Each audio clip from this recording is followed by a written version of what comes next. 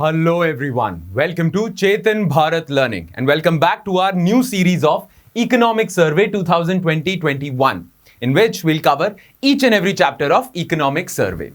Now ये जो particular chapter हम discuss करेंगे ना, आप याद रखना जो मैंने Volume 1 Chapter 1 के starting में कहा था. मैंने कहा था ना कि इकोनॉमिक सर्वे स्पेशली वॉल्यूम 1 एक ऐसा डॉक्यूमेंट है जो नॉट जस्ट आपका इकोनॉमी का पोर्शन यूपीएससी के लिए कवर करेगा पर बहुत सारी और चीजें कवर करेगा, बहुत सारे और मॉड्यूल सब्जेक्ट्स कवर करेगा. ये जो पर्टिकुलर चैप्टर है ना, ये टच अपॉन करेगा गवर्नेंस को. इकोनॉमी को तो करेगा ही करेगा क्योंकि economic survey after all, but governance को भी टच करेगा. और आपको याद होगा मैंने स्टार्टिंग में क्या कहा था. मैंने स्टार्टिंग में कहा था कि इकोनॉमिक सर्वे से प्रीलिम्स के लिए भी सवाल निकलते हैं बहुत सारे, और कई ऐसे सवाल निकलते हैं जो आप देख के कहते हो यार ये कहां है, ये तो बिल्कुल नया कुछ पूछ लिया यूपीएससी ने. कुछ ऐसे नए नए कॉन्सेप्ट्स पूछ लेते हैं कई बारी. तो प्रीलिम्स के लिए सवाल निकलते हैं और मेंस के लिए तो निकलते ही निकलते हैं. आपने नोटिस ही कर लिया होगा, राइट. तो ये जो पर्टिकुलर चैप्टर है ना, इसमें कुछ ऐसे नए कॉन्सेप्ट्स इंट्रोड्यूस होंगे जो काफी ज्यादा जिनके चांसेस हैं प्रीलिम्स में पूछे जा सके उन क्वेश्चंस को, राइट. आप खुद ही देख लोगे. और मेंस के तो सवाल बनते ही हैं और गवर्नेंस तो टच होगा ही होगा. ऑलराइट, तो ये काफी इंपॉर्टेंट चैप्टर है. ये आपके मेंस और एसए के लिए काफी ज्यादा इंपॉर्टेंट होगा. इसमें जो पॉइंट्स लिखे हुए हैं तो ध्यान से सुनना, pay close attention to this chapter. Alright, now chapter का नाम क्या है? वॉल्यूम 1 चैप्टर 6 का नाम क्या है? Process reforms enabling decision making under uncertainty. ये पता क्या कह रहे हैं? ये कह रहे हैं इस चैप्टर का मेन पॉइंट पता क्या है कि हमारे कंट्री में ना बहुत ज्यादा रूल्स एंड रेगुलेशंस हैं बिजनेसेस के ऊपर, जिसकी वजह से ईज ऑफ डूइंग बिजनेस बहुत ज्यादा खराब चल रहा है और इसीलिए बिजनेसेस फ्लरिश नहीं कर पा रहे. तो this is an example of bad governance. After all good governance का पॉइंट क्या है, पर्पस क्या है? कि बिजनेसेस फ्लरिश कर सकें. पर इंडिया में बिजनेसेस बुरी तरह से फ्लरिश कर रहे हैं, फ्लरिश नहीं कर रहे हैं, बुरी तरह से पिट रहे हैं. ईज ऑफ डूइंग बिजनेस इतना अच्छा नहीं है. उसका एक कारण पता क्या है? Bad governance. और बैड गवर्नेंस का एक और कारण पता क्या है? आपने बहुत ज्यादा रेगुलेट करा हुआ है, बहुत ज्यादा रूल्स एंड रेगुलेशंस हैं, बहुत सारे लाइसेंसेस लेने पड़ते हैं. इन सबको पूरा करते करते बिजनेसेस की जान निकल जाती है, राइट. ये पॉइंट है. नाउ चैप्टर स्टार्ट करने से पहले एक ब्रीफ सा ना मैं आपको बैकग्राउंड सा दे देता हूं, ठीक है. वो पूरे चैप्टर को ना पर्सपेक्टिव में डालने के बहुत काम आएगा आपके.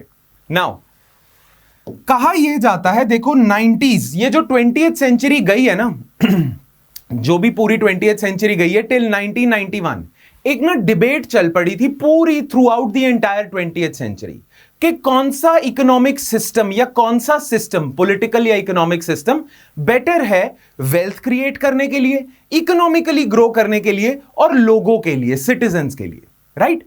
तो दो सिस्टम सामने आ रहे थे. एक तो हम बात करते हैं ट्रेडिशनल कैपिटलिज्म, राइट. और दूसरा आपने सुना होगा कम्युनिज्म, जो सोवियत यूनियन चलाने की कोशिश कर रहा था, राइट. इन दोनों के बीच में चल रहा था कि कौन सा सिस्टम बेटर है, कौन सा सिस्टम ज्यादा इकोनॉमिक ग्रोथ करता है, कौन सा सिस्टम ज्यादा सिटीजन्स के लिए बेटर होता है, लोगों के लिए बेटर होता है, कौन सा सिस्टम ज्यादा इनोवेशन को प्रमोट करता है, ज्यादा इनोवेटिव होते हैं लोग, साइंस एंड टेक्नोलॉजी आगे बढ़ती है, और कौन सा सिस्टम इकोनॉमी के लिए, ओवरऑल वेलबींग के लिए अच्छा है. नाउ इन दोनों के बीच में डिबेट भी थी, और ये ऐसी डिबेट थी कि दो कंट्रीज या दो यूनिट्स, वर्ल्ड के दो यूनिट्स के बीच में वॉर चल रहा था, राइट. एक तो यूएस वाला एरिया है और एक यूएसएसआर वाला एरिया है, राइट. इनके बीच में वॉर वगैरह चल रहा था, कोल्ड वॉर जिसे हम कहते हैं. खैर वो हमारे लिए इंपॉर्टेंट नहीं है. बट 1991 में पूरे वर्ल्ड ने एक्सेप्ट कर लिया था कि कम्युनिज्म फेल करेगा ही करेगा, कर ही गया. या पूरे वर्ल्ड ने ये तो एक्सेप्ट, चलो पूरे वर्ल्ड में कुछ लोगों ने नहीं एक्सेप्ट करा होगा जो मार्क्सिस्ट है कि कम्युनिज्म फेलियर की रेसिपी है, ये नहीं माना होगा. पर ये तो मान लिया था जो सिस्टम सोवियत यूनियन फॉलो कर रहा था कम्युनिज्म के नाम पे, वो तो फेल करेगा ही करेगा. क्लियर. इसीलिए 1991 के बाद ना ब्रॉडली मेन स्ट्रीम में कैपिटलिज्म की जीत हुई और लोगों ने कहा कि capitalism is the best system. ठीक है, इसकी कुछ प्रॉब्लम्स हैं पर it is the best system जिससे आप सोसाइटी को चला सकते हो, इकोनॉमी को चला सकते हो. आपको पता है 1990s में एक ऑथर थे, 90s में एक पॉलिटिकल साइंटिस्ट कह लो या एक जो ऑथर थे, मतलब स्कॉलर थे, जिनका नाम था फ्रांसिस फुकुयामा. फ्रांसिस फुकुयामा ने बुक लिखी थी या पेपर लिखा था, end of history. Francis Fukuyama. Political scientist students को पता होगा इसके बारे में, पॉलिटिकल साइंस स्टूडेंट्स को। फ्रांसिस फुकुयामा ने एंड ऑफ हिस्ट्री लिखी थी, जिसमें उन्होंने कहा था कि ये जो ट्रेडिशनल वॉर है बिटवीन कैपिटलिज्म एंड कम्युनिज्म, इसमें कैपिटलिज्म की जीत हुई है। अब कोई डिबेट नहीं है, सबको पता है कि capitalism is the best system to follow, all countries should follow capitalism. अब बस डिबेट ये हो गया कि कैपिटलिज्म को कैसे इंप्रूव किया जाए जिससे लोगों का फायदा हो, कंट्रीज का फायदा हो, इकोनॉमी का फायदा हो, राइट? ठीक है, but end of history Francis Fukuyama ने कह तो दिया कि अब डिबेट खत्म हो गया, एंड ऑफ हिस्ट्री हो चुकी है, पर क्या हिस्ट्री एंड हुई? नहीं। कैपिटलिज्म देखो बहुत अच्छा सिस्टम है, बहुत अच्छा सिस्टम है। कैपिटलिज्म एक ऐसा सिस्टम है जिसमें इनोवेशन का आपको रिवॉर्ड मिलता है। अगर आप कोई नई इनोवेटिव चीज बनाते हो और उस पर पेटेंट लेते हो और उसको प्रोड्यूस करके लोगों में बेचते हो तो आपको पैसा मिलता है।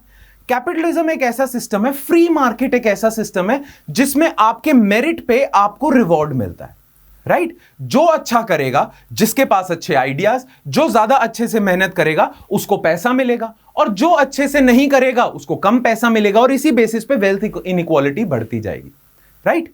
बट एक प्रॉब्लम है कैपिटलिज्म में, और ये मार्क्स ने और कम्युनिस्ट ने बहुत पहले पॉइंट आउट करी थी।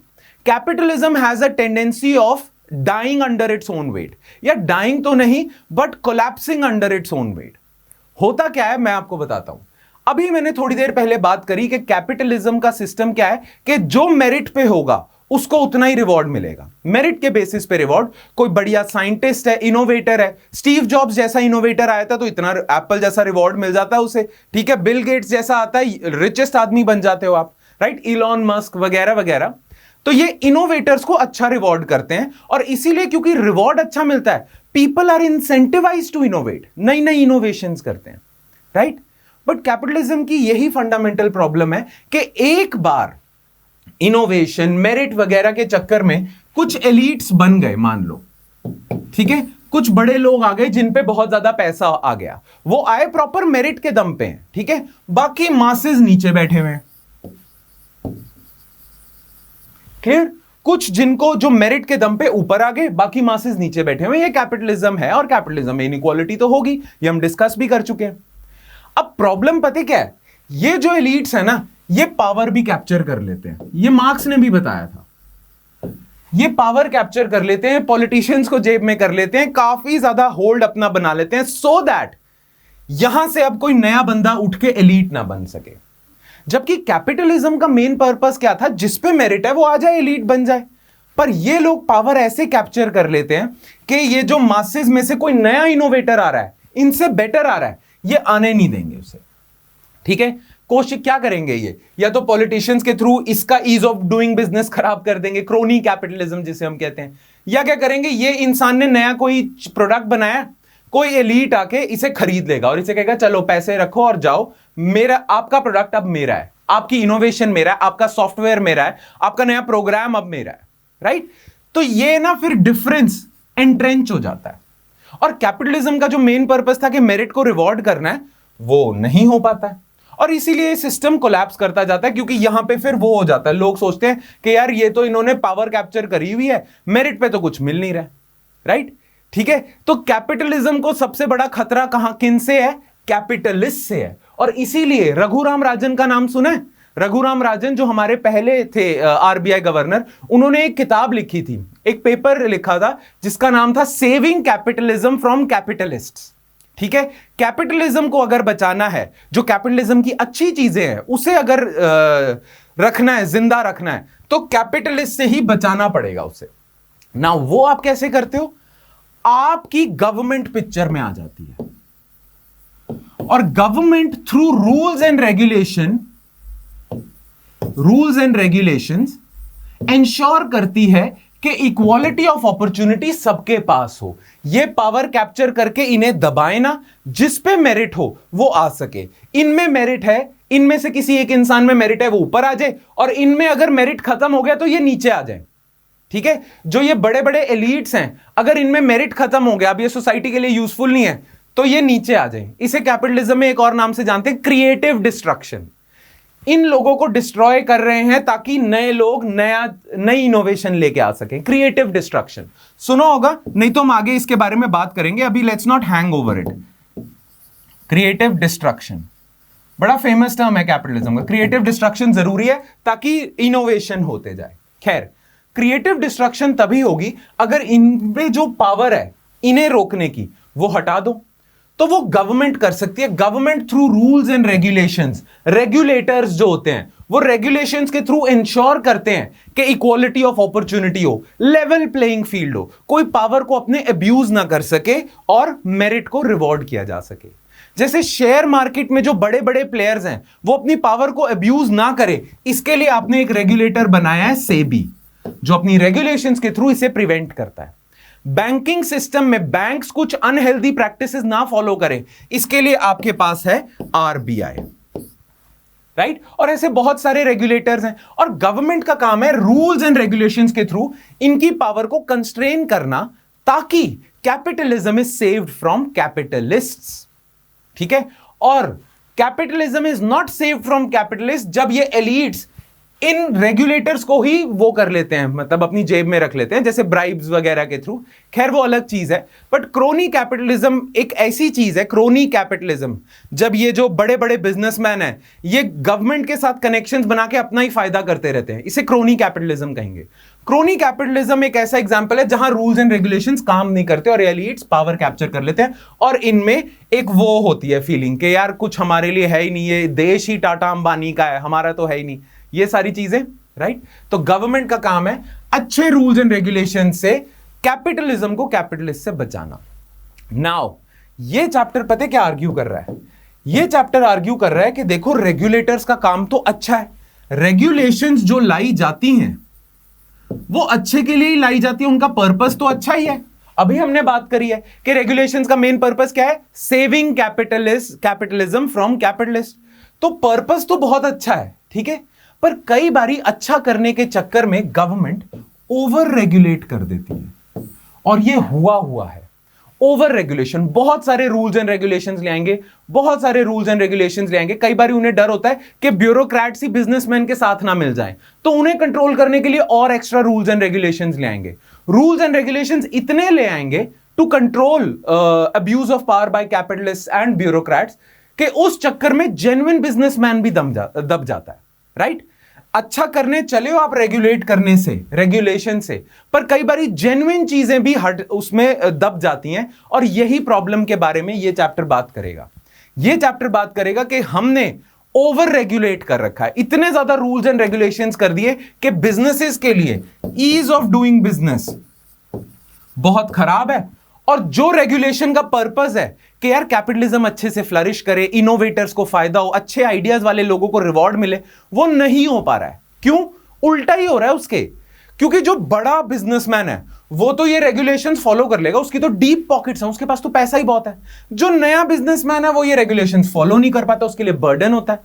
तो जो तोड़ने चले थे आप कि नीचे वाला इंसान ऊपर उठ सके, उसके बिल्कुल ऑपोजिट हो रहा है, राइट। तो इसीलिए यह चैप्टर बात करेगा कि रेगुलेशंस को कम करने की जरूरत है, वाटर डाउन करने की जरूरत है, सिंप्लीफाई करने की जरूरत है, राइट। नहीं तो इंडिया आगे नहीं बढ़ेगा। रेगुलेशंस होनी चाहिए पर कम होनी चाहिए, यह बात कर रहा है, बेसिकली यह प्रेमिस है। क्लियर? अच्छा, चैप्टर का टाइटल क्या है? Process reforms enabling decision making under uncertainty. यह एक बहुत बड़ा मुद्दा है। मैं बड़ा छोटा सा आपको एग्जांपल देता हूं। क्या है, let's suppose government of India ना किसी बड़ी कंपनी को कॉन्ट्रैक्ट देती है कि आप एक हाईवे बनाओ, ठीक है। हाईवे बनाने का कॉन्ट्रैक्ट निकालती है गवर्नमेंट ऑफ इंडिया, और उसके लिए ना टेंडर खोल देती है कि कंपनीज आके बिड करें, ठीक है। अब बहुत सारी कंपनीज आके ना बिड करती हैं। आपको पता है गवर्नमेंट ऑफ इंडिया किस बेसिस पे चूज करती है कि कौन सी कंपनी को यह कॉन्ट्रैक्ट मिलेगा? Well, there is a method called L1, lowest bidder. Lowest bidder जो होगा, जो सबसे सस्ते में हाईवे बनाने को मान जाएगा ना, वो इंसान को आप टेंडर दे देते हो। नाउ कई बारी जो ब्यूरोक्रेट्स होते हैं ना, जो ये अप्रूव कर रहे हैं प्रोसेस, जो इसको हैंडल कर रहे हैं, ब्यूरोक्रेट्स को कई बारी पता होता है कि ये जो इंसान लोएस्ट बिडिंग कर रहा है ना, इसका कोई पास्ट एक्सपीरियंस नहीं है, इसके क्वालिटी पैरामीटर्स खराब हैं, ये घटिया मटेरियल यूज करता है, इसके पास्ट वो भी रिकॉर्ड भी खराब है, सब कुछ खराब है, पर वो फिर भी फोर्स होते हैं इसे वो देने को, लोएस्ट बिडर को कॉन्ट्रैक्ट देने को। क्यों? क्योंकि कल को अगर ऐसा होता है कि ये जो ब्यूरोक्रेट है जिसने कहा है यार इसके ना क्वालिटी पैरामीटर्स खराब है, चाहे ये लोएस्ट बिडिंग कर रहा है, मैं इसे नहीं देता, ये हाईवे अच्छा नहीं बना पाएगा, मैं इसे दे रहा हूं, तो अगर उसने ऐसा डिसीजन ले लिया तो ब्यूरोक्रेट को पता है क्या डर होता है? ब्यूरोक्रेट को डर होता है कि कल को गवर्नमेंट एजेंसीज आएंगी, सेंट्रल विजिलेंस कमीशन आएगा और वो पता है क्या बोलेगा कि आपने इस लोएस्ट बिडर को कॉन्ट्रैक्ट ना देके इसे पता क्यों दिया है? क्योंकि आपने इससे पैसे खाए हैं, आपने इससे पैसे खाए हैं, इसीलिए आपने इसे दे दिया, क्वालिटी का तो आपने बहाना निकाल दिया, राइट? ये बोला जा सकता है। इससे ब्यूरोक्रेट डरता है। ब्यूरोक्रेट डरता है प्रिवेंशन ऑफ करप्शन एक्ट से। तो ब्यूरोक्रेट अपनी डिस्क्रेशन एक्सरसाइज ही नहीं कर पा रहा। उसे खुद को पता है कौन सा बेटर हाईवे बनाने वाला अच्छा इनोवेटिव, पर he is forced to give it to the lowest bidder. Why? Because of fear of prosecution under Prevention of Corruption Act, right? तो डोंट यू थिंक ये जो रूल है, L1 का जो रूल है, ये हमारे खिलाफ ही काम कर रहा है। L1 के रूल से नुकसान हो रहा है। एक जो लोएस्ट बिडर होता है ना, वो पता क्या करता है? वो अब उसने यार बहुत कम दाम में हाईवे बनाने को तो कह दिया, पर वो तो पैसे कमाने के लिए है, तो वो क्या करेगा? वो घटिया मटेरियल यूज करेगा, लेबर कॉस्ट कम करेगा, गंदा मटेरियल यूज करेगा, पैसे बचाने की कोशिश करेगा, क्योंकि गवर्नमेंट से तो उसने सबसे कम दाम, बहुत कम पैसे लेने, तो अपनी कॉस्ट क्वालिटी कॉम्प्रोमाइज करके पूरी करेगा, राइट? ब्यूरोक्रेट को ये सारी चीजें पता है, फिर भी ब्यूरोक्रेट अपना डिसीजन नहीं ले सकता, अपनी डिस्क्रेशन एक्सरसाइज नहीं कर सकता। व्हाई? क्योंकि उसे डर है करप्शन वगैरह का, उसे डर है इन रेगुलेशंस का कि कल को मुझे ही कटघरे में खड़ा कर देंगे। इस वजह से कई बारी डिसीजन या डिस्क्रेशन देश के फायदे के लिए जो हो सकती है, वो भी ब्यूरोक्रेट नहीं लेता, राइट? तो डोंट यू थिंक यहां गवर्नेंस हमारी फेल कर जाती है? हम रेगुलेशंस लेके आए थे गवर्नेंस को इंप्रूव करने के लिए, पर यहां हमारी रेगुलेशंस बिल्कुल उसका उल्टा कर रही हैं। बैड गवर्नेंस हो रही है गुड गवर्नेंस की जगह, राइट? तो कई कई केसेस में डिस्क्रेशन होनी चाहिए। Make sense? यही चैप्टर है प्रोसेस रिफॉर्म्स। आप ऐसे कुछ रिफॉर्म्स करो जिसमें डिसीजन मेकिंग एनेबल हो रही हो ब्यूरोक्रेट की अंडर अनसर्टेनिटी। अनसर्टेनिटी है ना, इसके लिए कोई रूल तो बना नहीं कि कौन अच्छी क्वालिटी का हाईवे बनाएगा, तो इसके अंडर ब्यूरोक्रेट को अपना दिमाग यूज करके अपना डिसीजन लेना चाहिए without fear of prosecution under corruption Act, right? तो इसको कैसे इनेबल किया जाए, ये चैप्टर उसी पे डेडिकेटेड है। क्लियर? चलो, लंबी सी इंट्रोडक्शन होगी, अब स्टार्ट करते हैं। नाउ, इस चैप्टर में कोई कोट नहीं है, इकोनॉमिक सर्वे ने इस चैप्टर में कोई कोट नहीं डाला, बट इसका मतलब ये नहीं है चैप्टर अनइंपॉर्टेंट है, काफी इंपॉर्टेंट है। ध्यान से सुनना इस चैप्टर की introduction. Problems of India's administrative processes derive less from lack of compliance to processes or regulatory standards, but from over-regulation. कहते हैं कि इंडिया में बैड गवर्नेंस का रीजन ये नहीं है कि हमने रूल्स एंड रेगुलेशंस नहीं डाले हुए, या हमारे रूल्स एंड रेगुलेशंस को फॉलो नहीं करती कंपनीज या private individuals.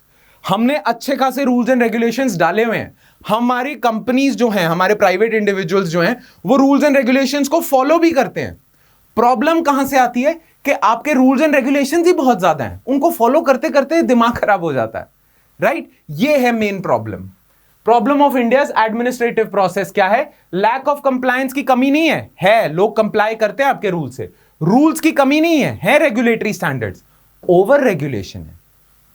Even when there is no dispute, India में एक बड़ा एग्जांपल है, even when there is no dispute और litigation and all paper work is complete, it takes around 1570 days for a company to voluntarily liquidate itself.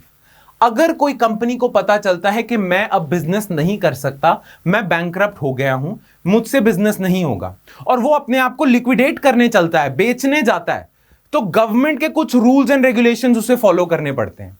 उन rules and regulations को follow करते करते करते करते उसे इतना टाइम लगता है, ऑन एवरेज 1570 दिन, 1570 डेज। और ये भी मिनिमम है, इससे ज्यादा टाइम भी लगता है अगर मान लो कोई डिस्प्यूट आ जाए, आपके खिलाफ किसी ने कोर्ट में कोई केस ही डाल दिया। ये जो नंबर है ना, ये पता कब है कि कोई डिस्प्यूट नहीं है, कोई कोर्ट में केस नहीं चल रहा, तब जाके इतना टाइम लगता है। इतनी रेगुलेशंस हैं, ये तो बुरा ही है, इतना टाइम लग रहा है छोटे से काम करने में, right? This is an order of magnitude longer than what it takes in other countries. बाकी कंट्रीज में तो कुछ टाइम नहीं लगता. This chapter argues that the problem of over regulation and opacity in Indian administrative processes flow from the emphasis on having complete regulations that account for every possible outcome. Problem पता क्या है? हमारे दिमाग में होता है, देखो क्या होता है, कई बारी ना आप कोई रेगुलेशंस बनाते हो तो आपको नहीं पता फ्यूचर में क्या इवेंट आएगा जिसमें कोई भी आपकी रेगुलेशन काम नहीं करेगी. फ्यूचर का तो किसी को भी नहीं पता. पर हमारी तरफ से हमारे रेगुलेटर्स की कोशिश क्या होती है कि हम exhaustive list of rules and regulations बना दें कि फ्यूचर में कोई भी इवेंट है, कुछ भी होता है, कोई भी डिस्प्यूट होता है, उसके लिए एक रेगुलेशन है ना. फ्यूचर किसको पता है? सारे कोई कुंडली देखने वाले थोड़ी बैठे हैं रेगुलेटर्स. फ्यूचर किसको पता है? किसी को भी नहीं पता. और क्योंकि फ्यूचर किसी को भी नहीं पता तो आप हर पॉसिबल इवेंट के लिए, हर पॉसिबल आउटकम के लिए एक रेगुलेशन तो बना नहीं सकते. Incomplete regulations is a reality क्योंकि फ्यूचर किसी को नहीं पता, राइट? तो उस पॉइंट पे आप क्या होप करते हो कि आपका रेगुलेटर जो है, अगर फ्यूचर में कोई अनसीन अनफोरसीन इवेंट आ जाता है जिसके लिए कोई रेगुलेशन नहीं है, तो आप क्या होप करते हो कि आपका जो रेगुलेटर है ना वो अपना sound mind and judgement use करेगा. ये होप करके चलते हो. क्योंकि अगर आप ऐसा होप नहीं करते और अपनी तरफ से कोशिश करते हो कि मैं सारी रेगुलेशन बना दूंगा, जो सारी चीजें फ्यूचर में कुछ भी हो उसके लिए एक रेगुलेशन होगी, अगर आप ऐसा करते हो तो आप बहुत ज्यादा रेगुलेशंस बना देते हो. और बहुत ज्यादा रेगुलेशन से ओवर रेगुलेशन की प्रॉब्लम होती है, इतना टाइम लग जाता है, राइट? Regulatory effectiveness. अब इंडिया के कुछ इंडेसेस की, जैसे ease of doing business index वगैरह, इनकी रिपोर्ट आई है. उस रिपोर्ट ने भी कहा है कि इंडिया में रेगुलेटरी स्टैंडर्ड्स की कमी नहीं है. रूल्स एंड रेगुलेशंस लोग फॉलो करते हैं नहीं करते, उसकी कमी नहीं है.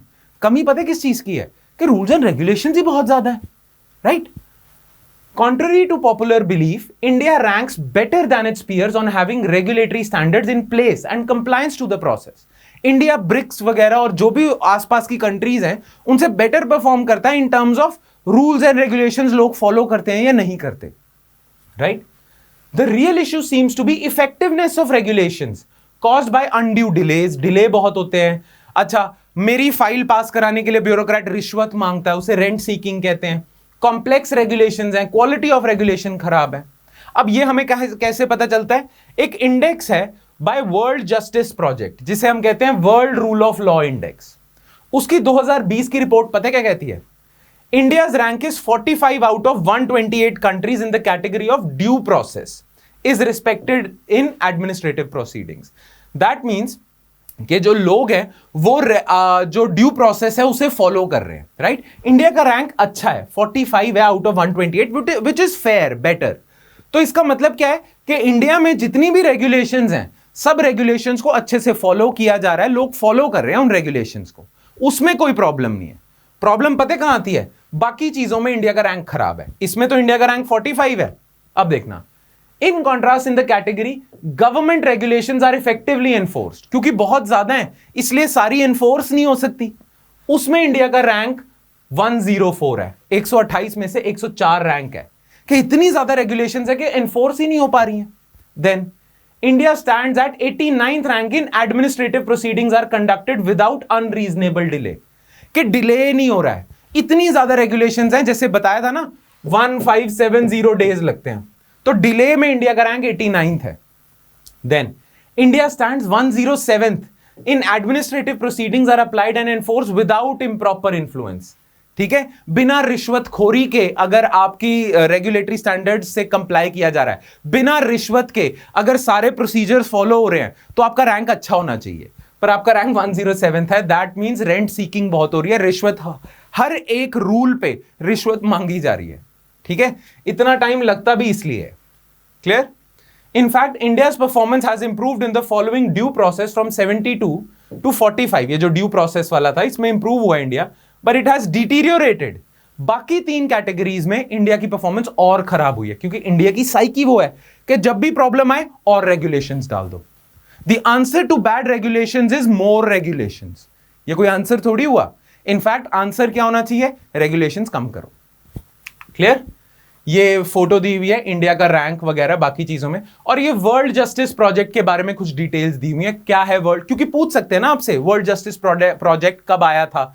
वर्ल्ड जस्टिस प्रोजेक्ट का ही है ना ये world Rule of Law index, तो ये कब आया था, किसका है, अमेरिकन बार एसोसिएशन ने बनाया था, ये सारी चीजें आप नोट डाउन कर लेना। This is basic trivia, but you need to know this basic trivia again prelims point of view से। ऑलराइट, चलो आगे बढ़ते हैं। The index shows that UK, USA, Singapore and Canada are placed better than India in case of both following due process and regulatory effectiveness. चलो ये countries तो India से better हैं ही हैं। ब्रिक्स को देखते हैं।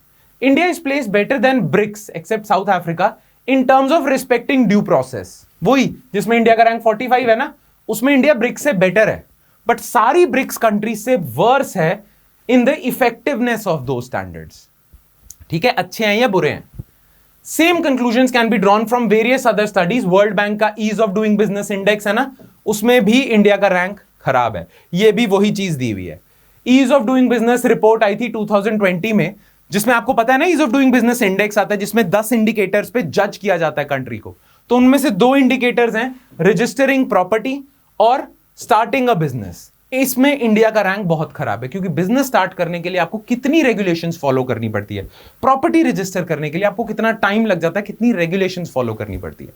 तो ये प्रॉब्लम है, इसके एविडेंस हैं, ये सारे आपको याद रखने प्रीलिम्स के पॉइंट ऑफ व्यू से। मैंने बोला ना प्रीलिम्स के बहुत सवाल निकलेंगे। World Justice Project, World Rule of Law Index, ठीक है, और ये ease of doing business, regulatory quality index, ये सारी चीजें क्लियर।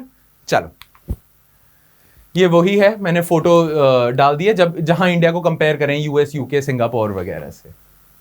ठीक है, अच्छा ये हम कर ही चुके हैं। इकोनॉमिक सर्वे ने क्वालिटी काउंसिल ऑफ इंडिया को एक बोला था कि हमारे लिए एक स्टडी करो। क्वालिटी काउंसिल ऑफ इंडिया की स्टडी ने यही बताया, ये 1570 डेज का फिगर, कि इंडिया में अगर आपको लिक्विडेट करना है अपनी कंपनी को तो इतना टाइम लग जाता है। ठीक है, interestingly out of the total time taken, हाँ 1035 दिन तो आपको इनकम टैक्स डिपार्टमेंट में लग जाते हैं। ये जो 1570 डेज है ना, इसमें से 2/3 टाइम आपका लग जाता है इनकम टैक्स, जीएसटी डिपार्टमेंट वगैरह वगैरह। In Singapore it takes around 12 months, एक साल 365 डेज लगते हैं। यहां देखो कितना दिन लग रहे हैं, 12 to 24 months in Germany and 15 months in UK. Given the likelihood of disputes and litigations for the comparable large cases, it may take up to a decade also. हाँ, ये जो बात बोली थी, ये बोली थी कि अगर कोई डिस्प्यूट लिटिगेशन नहीं है, अगर डिस्प्यूट और लिटिगेशन हो जाए तो मुझे अपनी कंपनी बेचने में कई बार 10 साल लग जाते हैं, क्योंकि इतना ज्यादा मुझे वो करना पड़ता है, राइट, लिक्विडेट करने में। खैर चलो next, inevitability of incomplete regulations. Now ये थीसिस पता क्या कहता है? ये थीसिस कहता है कि रेगुलेशंस, जितनी भी गवर्नमेंट रेगुलेशंस बनाए, रेगुलेशंस हमेशा इनकम्प्लीट ही होंगी। इनकम्प्लीट क्यों होंगी? वेल, उससे पहले आपको समझना चाहिए इनकम्प्लीट रेगुलेशंस का मतलब क्या है। वेल, आपको याद होगा अभी थोड़ी देर पहले हमने बात करी है ये L1 एग्जाम्पल की, राइट, है ना।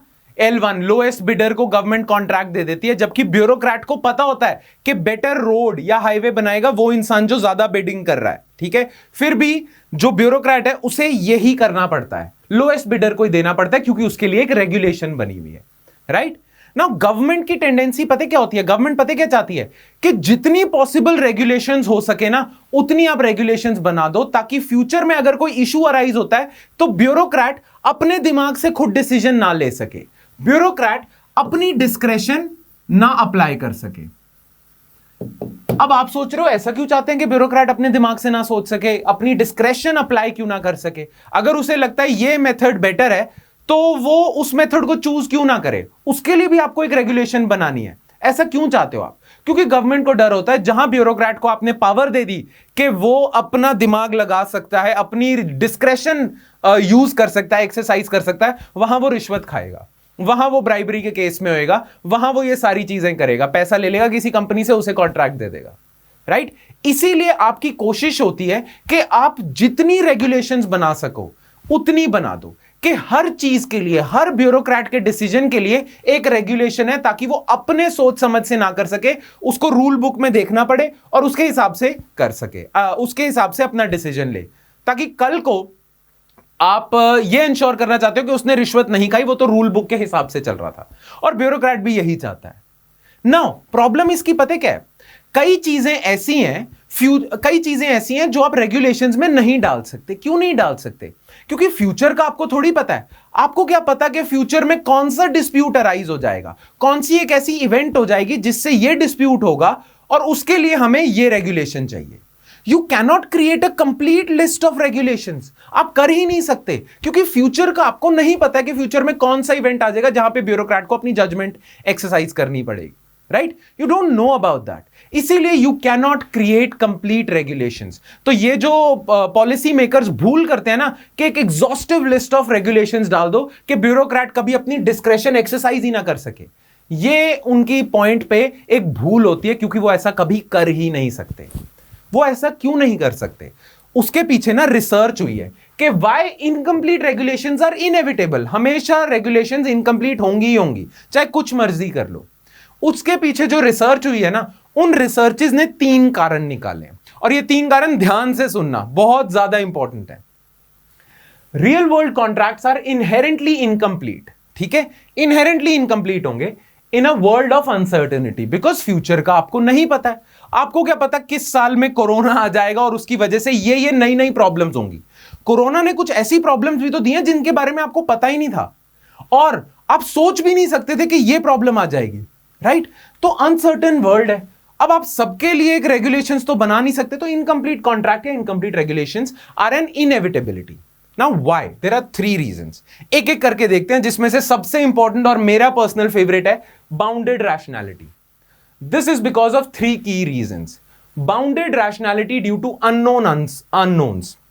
ठीक है ना, बाउंडेड रैशनैलिटी का जो कॉन्सेप्ट दिया था ना, वो दिया था हर्बर्ट साइमन ने, और उसके लिए उन्हें नोबेल प्राइज भी मिला है। ना आप सोच रहे होगे ये बाउंडेड रैशनैलिटी है क्या?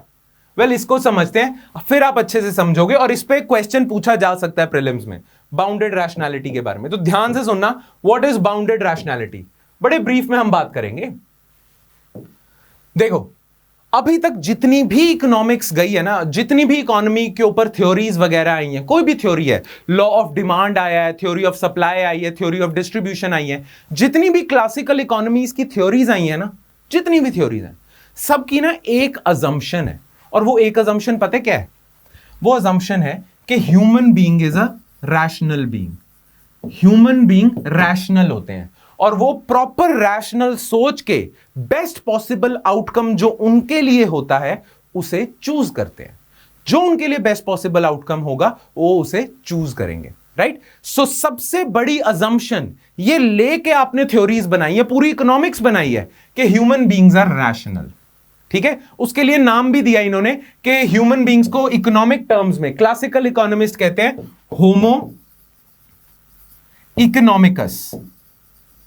जैसे होमो सेपियंस कहते हैं ना, वैसे वो कहते हैं होमो इकोनॉमिकस। ठीक है, होमो इकोनॉमिकस का मतलब क्या है कि इकोनॉमिक डिसीजंस के केसेस में human beings are perfectly rational. ठीक है, और वो अपने लिए ऑप्टिमल डिसीजन लेते हैं, बेस्ट पॉसिबल जो उनके लिए आउटकम होगा वो लेते हैं। पर हर्बर्ट साइमन की रिसर्च ने पता क्या बोला है? हर्बर्ट साइमन की रिसर्च ने बोला है कि ये आपकी अजम्पशन कि सारे ह्यूमन बीइंग्स परफेक्टली रैशनल हैं, ये तो गलत है।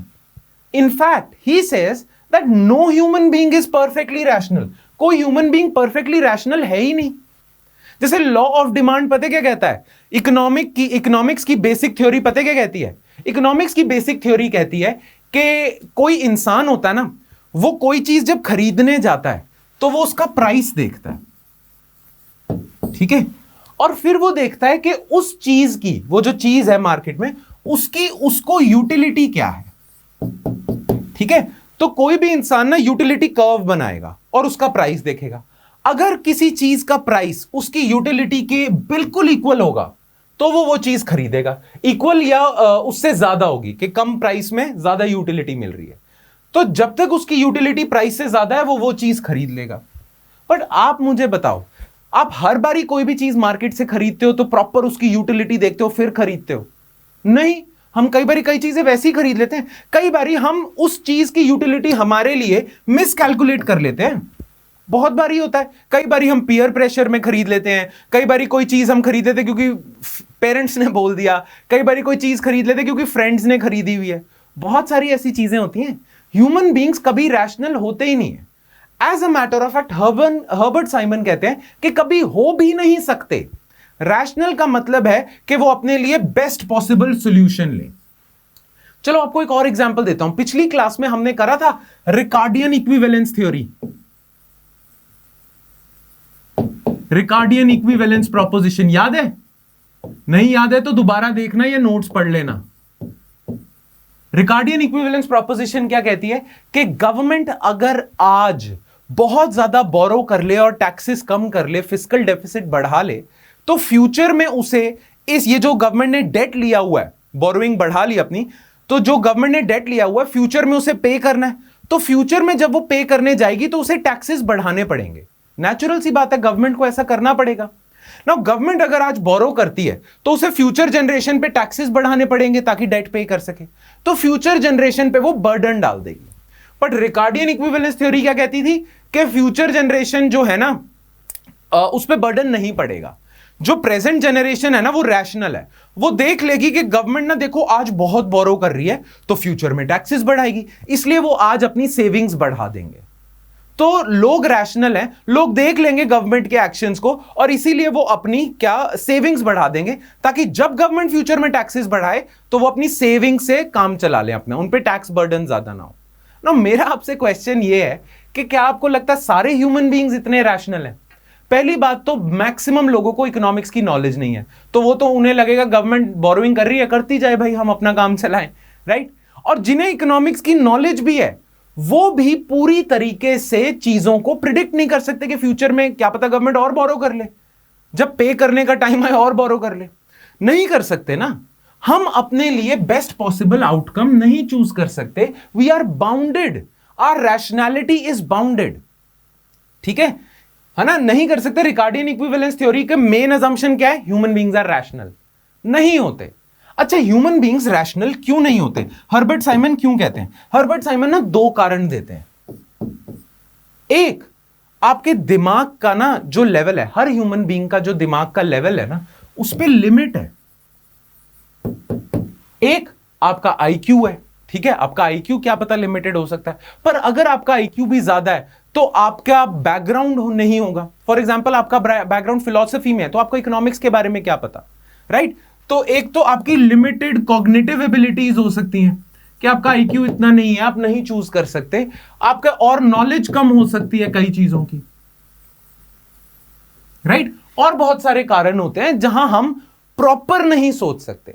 जैसे आप सोच रहे होगे कि नहीं यार, ऐसे इंटेलिजेंट बंदे हम जानते हैं जो प्रॉपर सोचते हैं, पर हर्बर्ट साइमन कह रहे हैं नहीं, वो प्रॉपर नहीं सोच पा रहे, एक मशीन की तरह नहीं सोच पा रहे। जैसे एक मशीन है ना, लेट्स सपोज एक एआई है, आर्टिफिशियली इंटेलिजेंट मशीन है, उसको ना आपने एक प्रॉब्लम में फंसा दिया, ठीक है। लेट्स सपोज कोई भी प्रॉब्लम है, कोई फिजिकल प्रॉब्लम है, अब ये मशीन को बोला है ये प्रॉब्लम से निकलो बाहर, तो ये मशीन क्या करेगी? ये मशीन ना देखेगी कि इस प्रॉब्लम से निकलने के ना मेरे पास सारे रास्ते ढूंढेगी। वो देखेगी मेरे पास 5 वे आउट्स हैं, ये 5 रास्ते हैं मेरे पास, ठीक है। अब फिर ये मशीन देखेगी कि अगर मैं रास्ता नंबर 1 चूज करता हूं तो मेरी प्रोबेबिलिटी ऑफ सक्सेस 30% है, ये चूज करता हूं तो 40% है, ये 50-60 ऐसे करके ये सबके प्रोबेबिलिटी चूज करेगी, और फिर जिसकी सबसे ज्यादा प्रोबेबिलिटी होगी सक्सेस की उसको चूज कर लेगी। क्या ह्यूमन बीइंग्स, अच्छा इस मशीन को आपने ज्यादा टाइम भी नहीं दिया, कई बारी कई डिसीजंस क्विक लेने होते हैं, आपने इस मशीन को बोल दिया 10 सेकंड में ये सॉल्व कर ना, ये मशीन आर्टिफिशियल इंटेलिजेंट मशीन है, इसके पास कंप्यूटेशनल पावर है, ये 5 रास्तों की प्रोबेबिलिटी 10 सेकंड में कर देगी। पर क्या ह्यूमन बीइंग्स कर सकते हैं? पहली बात, ह्यूमन बीइंग्स ऐसे सोचते भी हैं? ह्यूमन बीइंग्स देखेंगे, यहां अगर ह्यूमन होता तो वो देखता यार मेरे पास ना, पहली बात तो चांसेस है ही नहीं कि वो पांचों के पांचों रास्ते देख लेता, उसके जो 2 फेवरेट रास्ते होते वो देख लेता, फिर देखता कौन सा बेटर है। फिर ह्यूमन बीइंग ये भी कर सकता था कि मेरे फ्रेंड ने ये रास्ता चूज करा था, मैं इसे चूज कर लेता हूं।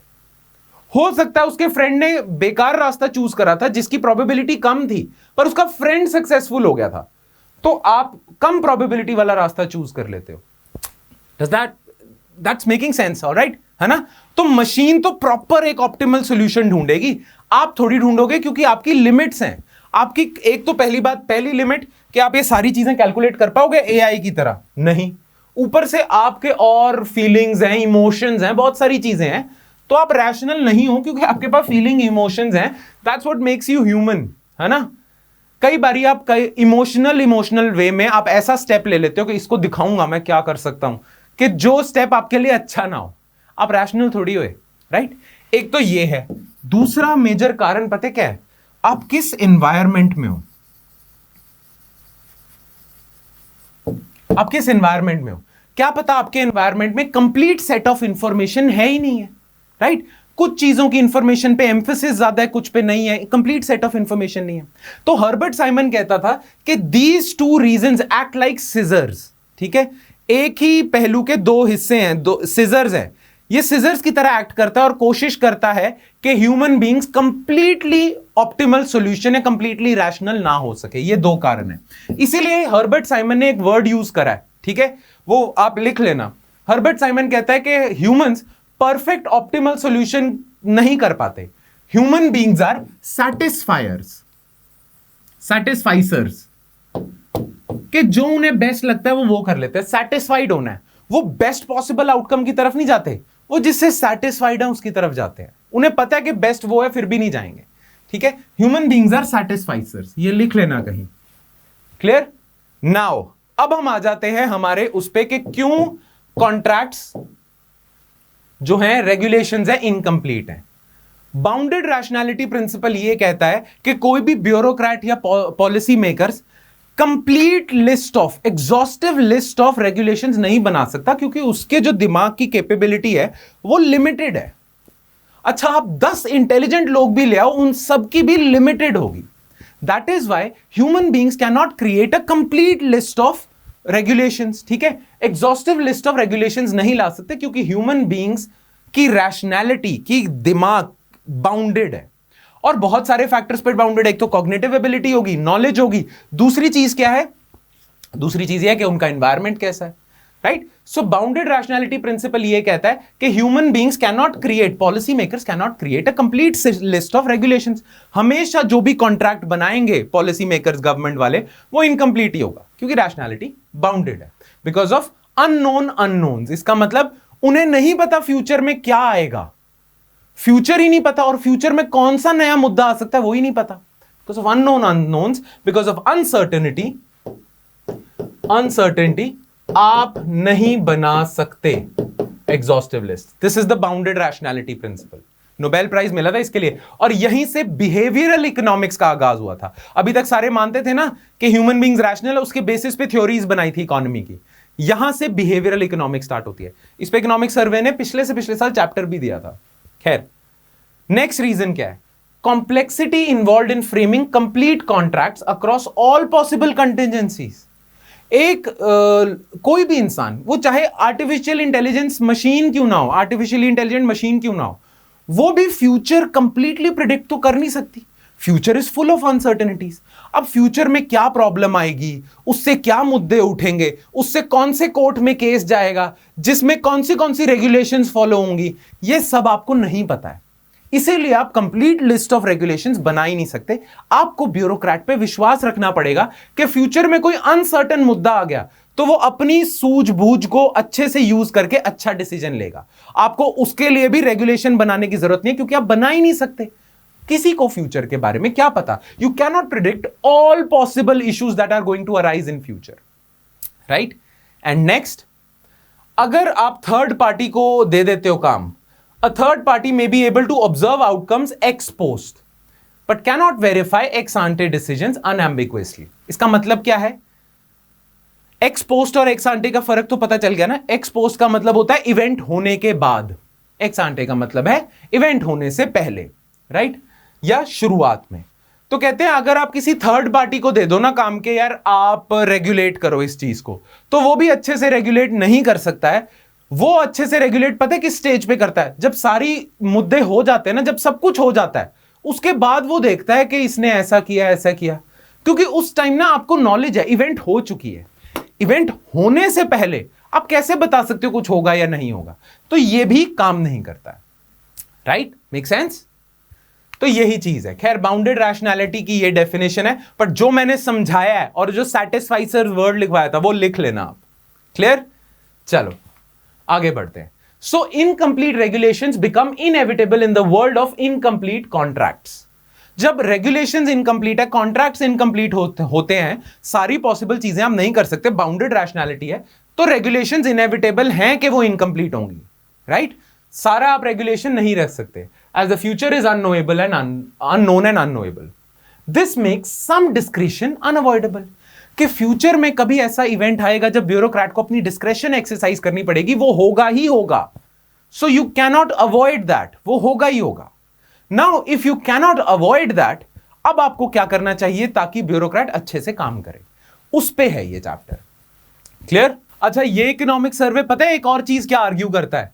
ये कहता है कि आप इतनी ज्यादा रेगुलेशंस पता क्यों लेके आए हो? ताकि डिस्क्रेशन कम से कम कर सको. एक ब्यूरोक्रेट की डिस्क्रेशन आप कम से कम कर सको, इसीलिए इतनी सारी आप रूल्स एंड रेगुलेशंस लेके आए हो. पर यह कहता है कि इसके बिल्कुल उल्टा होता है. जितने ज्यादा आप रूल्स एंड रेगुलेशंस लेके आते हो ना, डिस्क्रेशन खत्म नहीं होती, इनफैक्ट बढ़ जाती है. अब यह कैसे होता है? राइट? आप रूल्स एंड रेगुलेशंस लेके आए थे कम करने के लिए डिस्क्रेशन को एक ब्यूरोक्रेट की, पर उससे डिस्क्रेशन बढ़ रही है. ऐसा क्यों होता है? वेल, इसके ना इस इकोनॉमिक सर्वे ने बहुत सारे एग्जांपल्स दिए हैं. पता क्या एग्जांपल्स दिए हैं? मैं एक एक करके डिस्कस कर लेता हूं, आपको नोट्स में मिल जाएंगे, मैं ब्रीफ में बताता हूं. एक ना स्टडी हुई थी यूएस के हेल्थ केयर सिस्टम की. अब यूएसए का जो हेल्थ केयर सिस्टम है ना, उसमें यूएसए की स्टेट्स को बहुत ज्यादा पावर दी हुई है ना. कुछ स्टेट्स ने ना बहुत सारी रेगुलेशंस बनाई हुई हैं हॉस्पिटल्स को रेगुलेट करने के लिए कि हॉस्पिटल्स कैसे काम कर रहे हैं. बहुत सारी रेगुलेशंस बनाई हुई है. ठीक है, कई स्टेट्स ऐसी हैं जैसे कैलिफोर्निया वगैरह, वहां पे 1500 स्टैंडर्ड्स या रेगुलेशंस को मीट करने के बाद ही आप हॉस्पिटल खोल सकते हो, और आपका हॉस्पिटल बंद हो सकता है अगर आप ये 1500 रेगुलेशंस नहीं फॉलो करते. ठीक है, तो आपने हॉस्पिटल्स को, हेल्थ केयर को, ये सारी जेरियाट्रिक केयर जिसे कहते हैं, बुजुर्गों की केयर, ठीक है, वो भी हेल्थ केयर का ही पार्ट है, उसको रेगुलेट करने के लिए कि वो अच्छी हो, आपने इतनी रेगुलेशंस डाल दी. अब हुआ पता क्या? अब ना आपने अपॉइंट करे इंस्पेक्टर्स जो चेक करेंगे कि हॉस्पिटल्स ये रेगुलेशंस फॉलो कर रहे हैं या नहीं कर रहे. अब यहां पे ना बाउंडेड रैशनैलिटी वाला प्रिंसिपल आ जाता है. जब आपने एक इंस्पेक्टर को रखा जो कभी किसी टाइम पे डॉक्टर था, ठीक है, वो इंस्पेक्टर है, उसकी डॉक्टर की ट्रेनिंग हुई है, पता यह चला कि वो सिर्फ ना उन्हीं रेगुलेशंस को स्ट्रिक्टली ऑब्जर्व कर रहा था जो डॉक्टर के लिए इंपॉर्टेंट थी, क्योंकि उसका बैकग्राउंड डॉक्टरी का है ना. तो जनरली पाया यह गया कि इतनी ज्यादा रेगुलेशंस होगी कि एक इंस्पेक्टर एक टाइम पे सिर्फ 10% रेगुलेशंस को ही मीट कर पा रहा था, और वही रेगुलेशंस को अच्छे से चेक कर पा रहा था जो उसके बैकग्राउंड की है. एक डॉक्टर उन्हीं रेगुलेशंस पे ध्यान देगा जो एक डॉक्टर की होती है. एक फार्मासिस्ट, दवाई बनाने वाला, उन्हीं रेगुलेशन पे ध्यान देगा जो उसकी होंगी. ठीक है, एक नर्स उन्हीं रेगुलेशंस पे ध्यान देगी जो एक नर्स की जनरली जो बैकग्राउंड होता है. राइट? तो इतनी सारी रेगुलेशंस की वजह से पता क्या हुआ?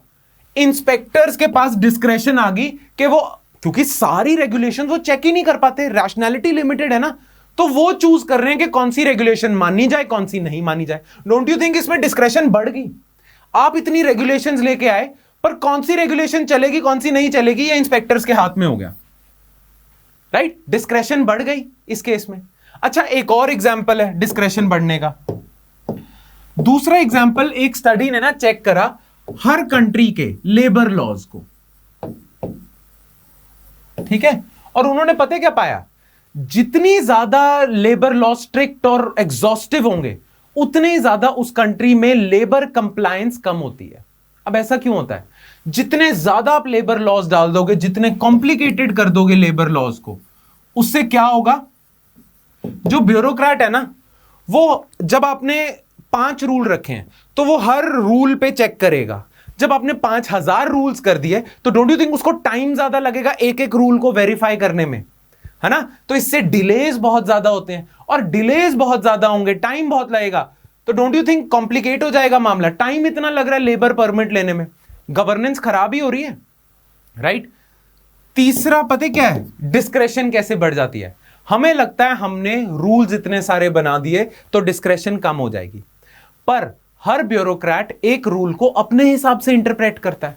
तो जितने आप रूल्स बनाओगे उतनी ज्यादा इंटरप्रिटेशन होगी कि ये रूल का मतलब मेरे हिसाब से तो ये है, इंटरप्रिटेशन भी तो चेंज हो सकती है, हर रूल की इंटरप्रिटेशन अलग हो सकती है डिफरेंट सर्कमस्टांसेस में। तो आपने ब्यूरोक्रेट की डिस्क्रेशन हटाने के लिए रूल्स तो बना दिए, पर ब्यूरोक्रेट की डिस्क्रेशन बढ़ गई। कैसे बढ़ गई? वो रूल को कैसे इंटरप्रेट करेगा, वो अपनी सूझबूझ से करेगा, राइट? तो कहा यह जाता है कि जब आप रूल ज्यादा बनाते हो डिस्क्रेशन कम करने के लिए, पहली बात तो डिस्क्रेशन अनअवॉइडेबल है, आप एग्जॉस्टिव लिस्ट नहीं बना सकते, पर अगर आप कोशिश भी करते हो तो जितने ज्यादा रूल्स बनाओगे उतने ज्यादा डिस्क्रेशन होगी, उल्टा इफेक्ट आएगा। ये ब्लैक ने, एक इकोनॉमिस्ट हैं, ये रिसर्चर हैं, इन्होंने कहा था that discretion and rules are not in a zero sum relationship, कि जितने ज्यादा रूल्स उतनी कम डिस्क्रेशन, और जितनी ज्यादा डिस्क्रेशन उतने कम रूल्स। ऐसा नहीं है, इनवर्सली प्रोपोर्शनल नहीं है। Such that the more rules there are the less the discretion is, and vice versa. ऐसा नहीं होता है, जितने ज्यादा रूल्स डालोगे उतनी ज्यादा डिस्क्रेशन बढ़ेगी, और वो दिखाई दिया। एक तो हॉस्पिटल वाला एग्जांपल के कौन से रूल्स आप चूज करते हो, दूसरा हर रूल की इंटरप्रिटेशन, तीसरा डिले इतने ज्यादा हो रहे हैं, राइट? ये सारे एग्जांपल्स आपकी उसमें होंगे। Thus, in a world full of uncertainty and complexity, it is not possible to substitute effective supervision. कि आप रूल्स एंड रेगुलेशन कम कर दो, एक सुपरवाइजर को बिठा दो जो अपनी सूझबूझ से रेगुलेट करेगा या सुपरवाइज करेगा लोगों को, हॉस्पिटल्स को या किसी को भी, with more prescriptive regulation. Prescriptive regulation नहीं करनी चाहिए। Also, as mentioned earlier, third-party supervision is not optimal because incomplete contracts makes ex-ante verification almost impossible. Hindsight में आप बता सकते हो इसने सही डिसीजन लिया था, नहीं, पहले नहीं बता सकते। Therefore, the question then arises is how can we allow for discretion such that it is not misused and leads to the effective supervision? अब क्वेश्चन ये उठता है कि आप डिस्क्रेशन को हटा नहीं सकते। इनफैक्ट जितनी रेगुलेशंस आप दोगे उतने ज्यादा डिस्क्रेशन बढ़ेगी, राइट? और इनकम्प्लीट रेगुलेशंस तो होंगी होंगी। तो आप जितनी ज्यादा रेगुलेशंस देते हो बैड गवर्नेंस होती है। अब रेगुलेशंस देने वाले ये पता क्या बोलेंगे? वो बोलेंगे हम रेगुलेशंस इसलिए दे रहे थे ताकि ब्यूरोक्रेट्स मिसयूज ना करें अपनी पावर को, जो उन्हें पावर मिल जाती है, डिस्क्रेशन मिल जाती है, उसे मिसयूज ना करें, इसलिए हमने रेगुलेशंस दी। अब आप कह रहे हो रेगुलेशंस हटा दो क्योंकि उनका कोई फायदा नहीं हो रहा, तो फिर ब्यूरोक्रेट्स को कैसे रोका जाए मिसयूज करने से अपनी पावर, या गुड गवर्नेंस कैसे करा जाए? आप बता रहे हो कि रेगुलेशंस कोई हल रास्ता नहीं है, तो फिर रास्ता क्या है, वो क्या होगा, उस पे बात करते हैं, ठीक है? नाउ पहली चीज तो आपको यह पता होना चाहिए कि रास्ता क्या होगा। Problem of regulatory default. Problem of regulatory default पता क्या है? हम अभी कह रहे हैं कि हमने ब्यूरोक्रेट्स पे बहुत ज्यादा रेगुलेशंस डाली हुई हैं, पर अगर आप ब्यूरोक्रेट्स को से भी पूछो ना तो they are happy with regulations. Bureaucrats की भी टेंडेंसी होती है कि वो रेगुलेशंस बढ़ाएं, ज्यादा से ज्यादा बढ़ाएं। This is what we call regulatory default. Unless आपके कंट्री के लॉ में नहीं लिखा हुआ ना कि रेगुलेशंस नहीं बढ़ानी है, अगर आपने लॉ नहीं पास करा हुआ, तो हर पॉलिसी मेकर की, हर ब्यूरोक्रेट की टेंडेंसी होती है कि वो रेगुलेशंस बढ़ाए। क्यों? क्योंकि देखो, सुपरविजन अगर करनी है ना, किसी ने बस सुपरवाइज करना है, तो वो तो एक क्वालिटेटिव काम है, वो क्वालिटी चेक कर रहा है। पर अगर आपने रेगुलेशंस बनाई है तो वो क्वांटिटेटिव काम है कि आप मेजर करो कि ये क्या कर रहा है, ये क्या कर रहा है। जो रेगुलेशंस होती है ना वो क्वांटिटेटिव होती है, वो क्वांटिफाइबल होती है, मेजरेबल होती हैं। आप एक ब्यूरोक्रेट की परफॉर्मेंस मेजर कर सकते हो इससे, इसीलिए आपकी टेंडेंसी होती है आप ज्यादा से ज्यादा रेगुलेशंस करो। जैसे एक एग्जांपल दे देता हूं मैं। मान लो एक स्कूल का प्रिंसिपल है, उसने चेक करना है कि कौन सा टीचर अच्छा परफॉर्म कर रहा है ना। या तो वो हर टीचर की क्लास में बैठ जाए और चेक करे कि यार ये अच्छा पढ़ा रहा है, नहीं ये ठीक नहीं पढ़ा रहा है। अब वो ऐसा कर नहीं सकता है, तो उसे कुछ क्वांटिफाइबल मैट्रिक्स बनाने पड़ेंगे, मैट्रिक्स, राइट? तो वो क्या कर लेगा? लेट्स सपोज वो कह देता है कि जिस टीचर के ज्यादा से ज्यादा स्टूडेंट्स अच्छे नंबर ले रहे हैं, पास हो रहे हैं, नेक्स्ट क्लास में प्रमोट हो रहे हैं, 90% से ज्यादा ले रहे हैं, वो अच्छा टीचर है। क्योंकि इसे आप मेजर कर सकते हो ना, तो वो रेगुलेशन ले आएगा कि जिन टीचर्स के मिनिमम इतने नंबर ऑफ स्टूडेंट्स 80% नहीं क्रॉस करते, उसे निकाल दिया जाएगा। ऐसे ले आता है। मान लो वो ऐसे क्यों लाता है? क्योंकि टीचर की क्वालिटी मेजर करने का तरीका और कोई है ही नहीं। आपको क्वांटिफाइबल मैट्रिक्स लेके आने पड़ेंगे मेजर करने के लिए। वैसे ही ब्यूरोक्रेट्स भी ना ज्यादा ही ज्यादा कोशिश करते हैं कि यार क्वांटिफाइबल ही हो, क्योंकि अगर क्वांटिफाइबल नहीं होगा तो कल को क्वेश्चन उठ सकते हैं कि आपने ये ठीक नहीं करा, ये ठीक नहीं करा, राइट? और मेजर भी कैसे करोगे, राइट। तो टेंडेंसी होती है ज्यादा से ज्यादा रेगुलेट करने के लिए, टॉप डाउन रेगुलेशंस की, क्योंकि मेजरेबल है ना वो चीज। परफॉर्मेंस मेजर करने के लिए आपको टारगेट्स देने पड़ते हैं। ऐसे हर ब्यूरोक्रेट के सिर पे बैठ के आप चेक तो कर नहीं सकते, राइट। दूसरी चीज पता है क्या है, ब्यूरोक्रेट्स भी खुश हैं कि यार हाँ आप ये टारगेट्स ही दे दो। क्यों? क्योंकि उन्हें डर होता है कि कल को अगर रेगुलेशंस कम है और कल को हमसे सवाल पूछा जाता है जहां पे हमने अपनी डिस्क्रेशन एक्सरसाइज करी थी, तो हम पे इल्जाम लगता है कि हमने रिश्वत खाई थी, इसलिए हमने इस कंपनी को फेवर करा।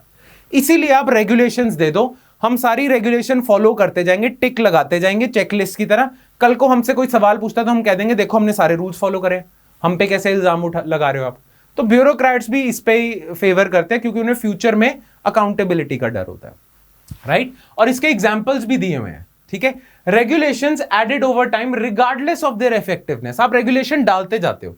इस पे ऑस्ट्रेलिया की गवर्नमेंट की एक टास्क फोर्स ने पता है क्या लाइन बोली थी, regulate first and ask questions letter.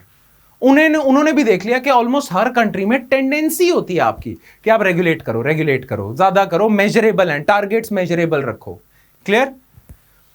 Commerce Ministry's report of high-level advisory group noted a maze of complex and stringent regulations to stop round-tripping of funds. हमने पता है क्या ब्लैक मनी की प्रॉब्लम को रेगुलेट करने के लिए, ब्लैक मनी की प्रॉब्लम को रोकने के लिए हमने बहुत ज्यादा स्ट्रिक्ट रूल्स एंड रेगुलेशंस बना दिए फाइनेंशियल सेक्टर पे। नाउ कॉमर्स मिनिस्ट्री की रिपोर्ट ने पता है क्या देखा, उन्होंने देखा कि आप उस चक्कर में, ब्लैक मनी को रोकने के चक्कर में आपने इतने स्ट्रिक्ट रूल्स बना दिए कि आपका फाइनेंशियल सेक्टर ही बुरी तरह दब गया। इससे अच्छा होता कि आप रूल्स कम कर देते, एक ब्यूरोक्रेट को लगा देते कि वो अच्छे से चेक करे कौन सी कंपनी ऐसा कर रही है या नहीं कर रही। रूल्स आप थोड़े लाइट कर दो, राइट। ये कॉमर्स मिनिस्ट्री ने भी कहा है। एवर इंक्रीजिंग एक और चीज है आपने बैंकिंग सेक्टर में फ्रॉड्स कम से कम हो, आपने आरबीआई ने बैंक्स पे रूल्स एंड रेगुलेशंस बहुत ज्यादा लगा दिए। इसका नतीजा क्या निकला, ज्यादा से ज्यादा बिजनेस बैंक्स का लेंडिंग एक्टिविटी शिफ्ट हो गई एनबीएफसी सेक्टर में, क्योंकि बैंकिंग सेक्टर में रूल्स एंड रेगुलेशंस बहुत ज्यादा हैं, लोग एनबीएफसीज में शिफ्ट हो गए। इसे कहते हैं रेगुलेटरी आर्बिट्राज, कि रेगुलेशंस इधर कम है और उसका फायदा है, इसलिए एनबीएफसी सेक्टर में शिफ्ट हो गए लोग, राइट। तो ये चीजें हैं। प्लस एक और चीज है, डिस्क्रेशन इज नॉट एक्सरसाइज और provided even when there is a case to do so. जब डिस्क्रेशन आपको जब बोला भी जाता है ना कि आप कर लो डिस्क्रेशन एक्सरसाइज, तब भी ब्यूरोक्रेट में डर होता है कि नहीं, मुझे तो डर है कि फ्यूचर में फिर करप्शन में मेरे को आप अंदर कर दोगे, राइट। जैसे ये जो L1 वाला एग्जांपल दिया था ना मैंने, उसमें central vigilance commission, quality council of India, NITI Aayog, इन सब ने पता क्या कहा है, इन सब ने कहा है कि L1 अच्छा मेथड नहीं है, ब्यूरोक्रेट को क्वालिटी पैरामीटर्स को भी चेक करना चाहिए। फिर भी ब्यूरोक्रेट्स का डिफॉल्ट रिस्पॉन्स क्या है कि ना, हम अगर क्वालिटी पैरामीटर चेक करते हैं, फ्यूचर में कोई नई गवर्नमेंट आ जाती है, फ्यूचर में ऐसा होता है आप हमें ही प्रोसिक्यूट करते हो under Prevention of Corruption act और हम पे इल्जाम लगाते हो आपने इस कंपनी से शायद पैसे खाए होंगे, तो हम L1 ही मांगेंगे। डिस्पाइट सेंट्रल विजिलेंस कमीशन की रिपोर्ट के ब्यूरोक्रेट्स कहते हैं L1 ही ठीक है, क्योंकि उन्हें डर होता है, राइट। तो जहां डिस्क्रेशन बोला भी जाता है ना, करो आप एक्सरसाइज, वहां भी वो नहीं करते, उन्हें डर होता है प्रोसिक्यूशन का। क्लियर? अच्छा, discretion is question with the benefit of hindsight. कई बारी क्या होता है कि हम जैसे कहते हैं ना कि कई बारी ना हम अपने बड़े बुजुर्गों के डिसीजंस को क्रिटिसाइज करते हैं। पास्ट में कई लोगों ने कुछ डिसीजंस लिए हैं, उन्हें हम क्रिटिसाइज करते हैं, राइट। पर आपको ना ये सोचना चाहिए, ये ऑफ टॉपिक, ये रूल्स फॉर लाइफ भी बता रहा हूं, नॉट जस्ट इकोनॉमिक सर्वे, कि कई बारी आप पुराने लोगों को क्रिटिसाइज करते हो क्योंकि उन्होंने कोई डिसीजन लिया होता है, राइट। पर आप उनके डिसीजन को आज जज पता है क्यों कर पा रहे हो, क्योंकि आज आपके पास फैक्ट्स हैं, कई चीजें हैं, और उनके डिसीजन का ये नेगेटिव इंपैक्ट हुआ था वो आपको आज पता है। जो इंसान उस समय डिसीजन ले रहा था, ठीक है, उसके सामने ये चीजें, ये नॉलेज नहीं थी। कभी भी किसी के डिसीजन को जज करना है ना, तो आपको देखना होता है कि उस इंसान के सामने क्या क्या चीजें पड़ी हुई थी, वो इंसान किस पोजीशन में था जब उसने ये डिसीजन लिया, तो आप पाओगे कि उस इंसान की पोजीशन ट्रिकी थी। आज जब सब कुछ हो गया, तब बहुत इजी है क्रिटिसाइज करना कि यार ये तो शरेआम गलत डिसीजन था, आपने लिया क्यों। पर उस समय जब नहीं पता था कि ये डिसीजन गलत होगा, तब ये डिसीजन गलत नहीं लग रहा था, राइट। इसे हम पता है क्या कहते हैं, इसे हम कहते हैं हाइंडसाइट बायस, कि जब सारी चीजें हो जाती हैं तो सही गलत क्या है वो बताना आसान होता है, पर जब सारी चीज, फ्यूचर नहीं आया है अभी, है ना, फ्यूचर प्रिडिक्ट करना मुश्किल है। जब सारी चीजें नहीं हुई, जब आपने डिसीजन लेना है, जब आपको पता नहीं आपके डिसीजन का क्या इंपैक्ट होगा, उस समय नहीं पता होता कि ये सही है या गलत है, बाद में पता चलता है जब वो हो गया काम, राइट। इसे हाइंडसाइट बायस कहते हैं। क्लियर ना। जब आप किसी ब्यूरोक्रेट के किसी डिसीजन को जज करते हो जो उसने पास में लिया था, आपके सामने हाइंडसाइट बायस होता है, पर आपको देखना चाहिए उस समय फैक्ट्स और पोजीशन क्या थी जिसके बेसिस पे उसने डिसीजन लिया, राइट। जैसे इसने एग्जांपल दिया है कि कई बारी ना जो गवर्नमेंट की कंपनीज होती हैं वो अपने शेयर्स रिलीज कर देती हैं, आईपीओ रिलीज कर देती हैं, और मान लो ओएनजीसी गवर्नमेंट की कंपनी है, उसने अपने 10 रुपीज के शेयर रिलीज कर दिए 10,000, ठीक है, 10 रुपीज के। अब जब वो मार्केट में चले गए ना, मार्केट में वो जैसे ही गए एकदम से लोगों ने खरीदना शुरू कर दिया और उन शेयर का प्राइस हो गया 20 रुपीज सेकेंडरी मार्केट में। प्राइमरी मार्केट में आईपीओ के टाइम 10 रुपए का शेयर था, बट सेकेंडरी मार्केट में 2-4 दिनों में ही शेयर का प्राइस 20 हो गया। तो ये जो विजिलेंस वाले होते हैं ना, ये पता क्या कहते हैं, ये कहते हैं आपने जानबूझ के अंडर प्राइस करा था, आपने देश को नुकसान दिया। इस कंपनी को आप 20 रुपए का ही बेच देते, क्योंकि लोगों ने सेकेंडरी मार्केट में बता दिया कि ये कंपनी 20 रुपए की बिक सकती है, 20 रुपए के इसके शेयर्स बिक सकते हैं। आपने जानबूझ के किसी और प्राइवेट कंपनी से पैसे खा के अंडर प्राइस करा है। इस कंपनी, ये जो गवर्नमेंट कंपनी है, इसे फायदा हो सकता था, आपने नुकसान पहुंचाया, अंडर प्राइस करा है। नाउ ये इकोनॉमिक सर्वे कहता है कि आपको, विजिलेंस वालों, आपको कैसे पता कि इसने अंडर प्राइस करा है? आपको तो तभी पता चला ना जब आपने मार्केट में देखा कि 20 रुपए का हो गया। अगर आप इसकी जगह पे होते तो आपको थोड़ी पता होता कि 20 रुपए का हो जाएगा, वो तो तब फ्यूचर की बात होती, राइट। तो इसीलिए आपको तो नहीं पता कि ये 20 का हो जाएगा, और अगर आपको नहीं पता तो उस ब्यूरोक्रेट को भी नहीं पता था, तो उसने जानबूझ के थोड़ी अंडर प्राइस करा है। वो तो फ्यूचर ऐसा निकल आया कि शेयर का प्राइस बढ़ गया। तो आप इस पे इल्जाम ना लगाओ, because you are working through hindsight bias. I won't take much time over it, ये बड़ी सिंपल सी चीज है, राइट। तो ये एग्जांपल्स हैं कि रेगुलेशन बहुत ज्यादा बढ़ती है, ठीक है। अच्छा, एक और चीज है, government departments follow default president. इसका मतलब पता है क्या है? गवर्नमेंट डिपार्टमेंट्स में जो ब्यूरोक्रेट्स है ना, वो डिफॉल्ट प्रेसिडेंट फॉलो करते हैं। मतलब वो मान के चलते हैं कि ये प्राइवेट इंसान ने गलती करी है, क्योंकि अगर कोई ब्यूरोक्रेट ये एक्सेप्ट कर लेता है कि नहीं यार ये प्राइवेट कंपनी ने गलत नहीं करा है, ठीक था, इस पे हमने गलत इल्जाम लगा लिया, तो लोग पता है क्या कहेंगे? आपने इस प्राइवेट कंपनी से पैसे खाए हुए हैं, राइट। इसका ये हमें पता है कैसे दिखता है? ये हमें ऐसे दिखता है कि गवर्नमेंट इनकम टैक्स डिपार्टमेंट से हमें दिखता है। जो इनकम टैक्स डिपार्टमेंट है ना, मान लो उसने किसी कंपनी के साथ उसका डिस्प्यूट चल रहा है, प्राइवेट कोई कंपनी है, उसको बोला है आपने इतना टैक्स देना है, प्राइवेट कंपनी कहती है हमारा तो इतना टैक्स बनता नहीं है, तो इन दोनों के बीच में डिस्प्यूट चल रहा है। ये डिस्प्यूट ना कोर्ट में जाता है, ठीक है, इनकम टैक्स ट्राइब्यूनल में चले जाता है। वहां पता चलता है कि इनकम टैक्स डिपार्टमेंट गलत था, ये कंपनी सही थी, और इनकम टैक्स वालों को भी पता चल जाता है कि हाँ यार हम गलत थे, ठीक है, और सही करा इनकम टैक्स ट्राइब्यूनल ने इनके फेवर में डिसीजन देके, ठीक है। तो इनकम टैक्स डिपार्टमेंट को कायदे से उस समय रुक जाना चाहिए, पर आपको पता है इनकम टैक्स डिपार्टमेंट रुकता नहीं है। इनकम टैक्स डिपार्टमेंट इस ट्राइब्यूनल के डिसीजन के खिलाफ अपील करता है हाई कोर्ट में। हाई कोर्ट में फिर हार जाते हैं ये, क्योंकि गलत थे ये। हाई कोर्ट के डिसीजन के खिलाफ फिर अपील करते हैं सुप्रीम कोर्ट में, ठीक है। अपील क्यों करते हैं? क्योंकि अगर अपील ना करें और मान ले अपनी गलती, तो लोगों को लगेगा इस प्राइवेट कंपनी से आपने पैसा खाया हुआ है। तो government departments follow default president, ये मान के चलते हैं कि ये गलत है, पता भी चल जाए तो भी उन्हें एक्ट करना पड़ता है, हम सही थे ये गलत है। और इसका नुकसान क्या हो रहा है? इसका नुकसान हो रहा है फ्रिवलेस लॉसूट्स, जहां पता है कि ये कंपनी ठीक है, फिर भी आपने इनको कोर्ट में लटका रखा है। और सिर्फ इस कंपनी को नुकसान नहीं होता है, देश को भी तो नुकसान होता है। वो केसेस जो डिसाइडेड हैं वो भी कोर्ट में पड़े हुए हैं, पेंडेंसी बढ़ती जा रही है। गलत बात नहीं है ये।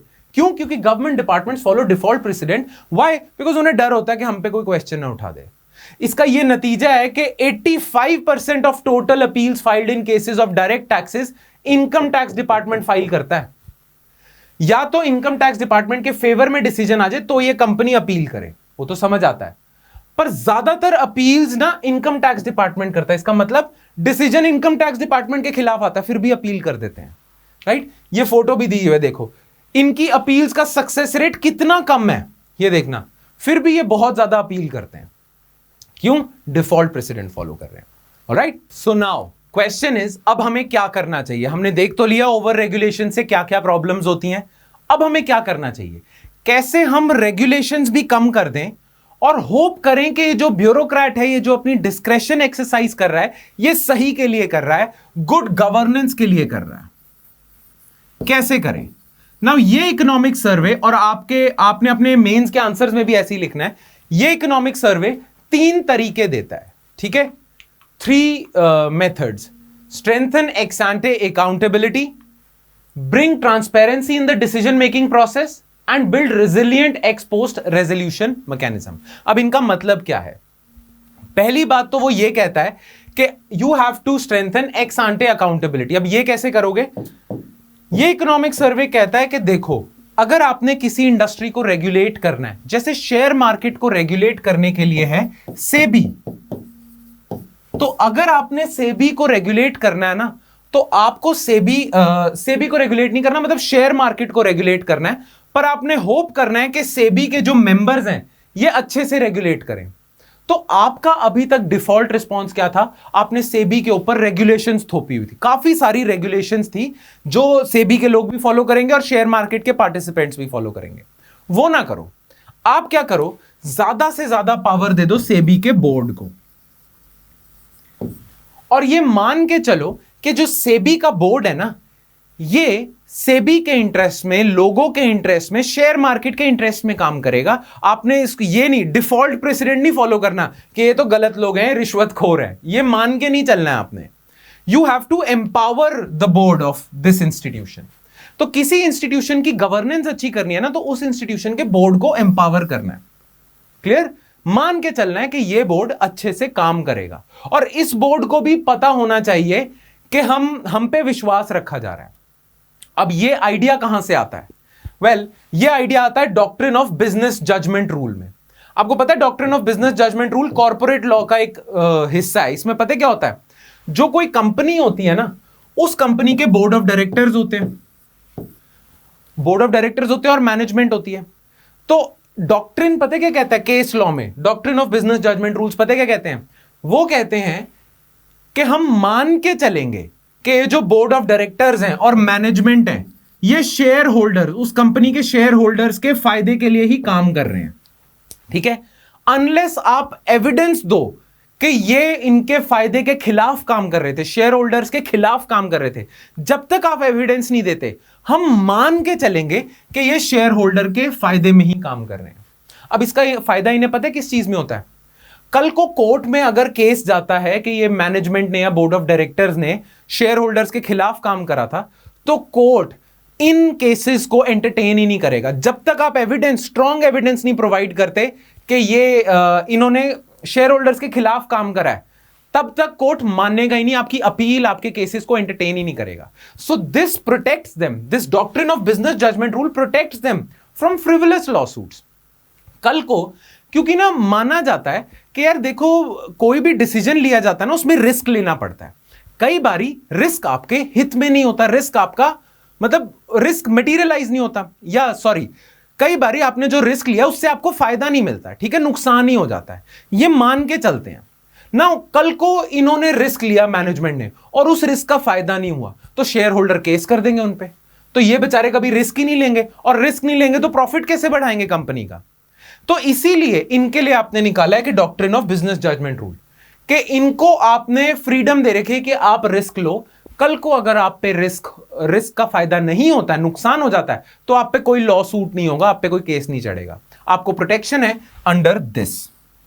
क्यों?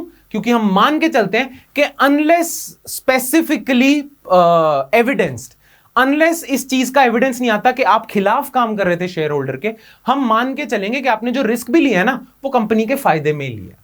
राइट नाउ, ये जो कंपनीज के लिए होता है, ये हमें हमारे इंस्टीट्यूशंस के लिए भी करना चाहिए, ब्यूरोक्रेट्स के लिए भी करना चाहिए। आप सेबी के बोर्ड को पावर दे दो, उन पे रेगुलेशंस ना थोपो। अब आरबीआई के बोर्ड को पावर दे दो, और बहुत सारे इंस्टीट्यूशंस हैं उनमें ये डॉक्ट्रिन लगाओ। क्लियर? ये एक तरीका है। This will strengthen x एंटे accountability and protect them also. Now bureaucrats will be protected from future prosecution, so they'll take risks जो देश के फायदे में होंगे, राइट? जो ब्यूरोक्रेट्स L1 को छोड़ नहीं रहे थे अब छोड़ेंगे.